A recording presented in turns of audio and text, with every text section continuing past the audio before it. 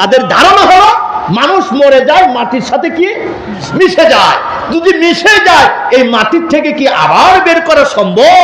বলেন তো বের কে করবে? আর আল্লাহর জন্য কি সম্ভব? পিছনের বাইরে কি বলেন সম্ভব? কিভাবে সম্ভব? আল্লাহ পাক এই আলোচনা করেছেন ওয়া কুনতুম আজওয়াজান সালাসা, মানুষকে কবর থেকে তিন ভাগে বিভক্ত করা হবে।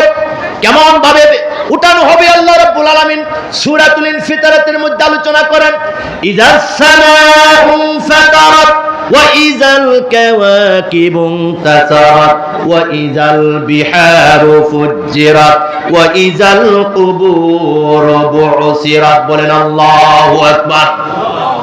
সূরা ইনফিতারের মধ্যে আল্লাহ পাক জানালেন যেদিন কবর থেকে মানুষকে উঠানো হবে, একজন নির্ধারিত ফেরেশতা, শক্তিধর ফেরেশতা হযরত ইসরাফিল আলাইহিস সালামকে হুকুম করবেন।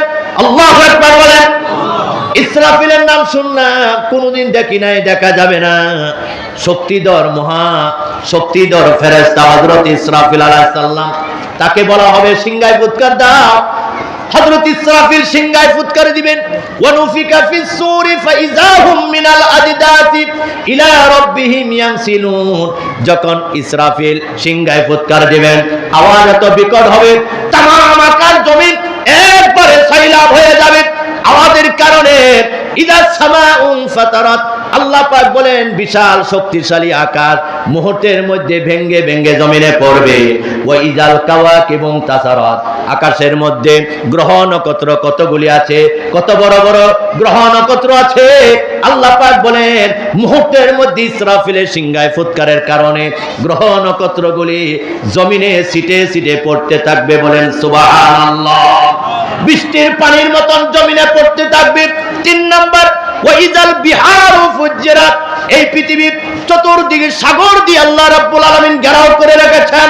ও ভাইরা, পৃথিবী যদি 4 ভাগ করা হয়, 4 ভাগের মধ্যে 3 ভাগ হলো পানি, 1 ভাগ হলো মাটি, 3 ভাগ মানে সাগর, সাগর দিয়ে ঘেরাও করে রেখেছেন। আর আমার আল্লাহ পাক বলেন ইসরাফিল যখন সিংহায় ফুৎকার দিবে, ফুৎকারের আওয়াজের কারণে ভরপুর পানি থাকা সত্ত্বেও সাগরের তলা ফেটে চুরমার হয়ে যাবে। সাগরের পানির কোনো অস্তিত্ব থাকবে না, তলা ফেটে চুরমার হয়ে যাবে। 4 নাম্বার কথা আল্লাহ পাক বলেন ওয়া ইযাল কুবুরু বুসিরাত, হযরত ইসরাফিল যখন সিংহায় ফুৎকার দিবে, तमाम পৃথিবীর জমিন এমন ভাবে উল্টা পাল্টা হয়ে যাবে, সমস্ত কবরের মাটিগুলি উতলায়া যাবে। সুবহানাল্লাহ বলবেন না? কবরের মাটি উপরে উঠে যাবে, উপরের মাটি নিচে চলে যাবে, নিচের মাটি উপরে উঠে যাবে, মানুষগুলি পিপিলিকার মতন বের হয়ে যাবে।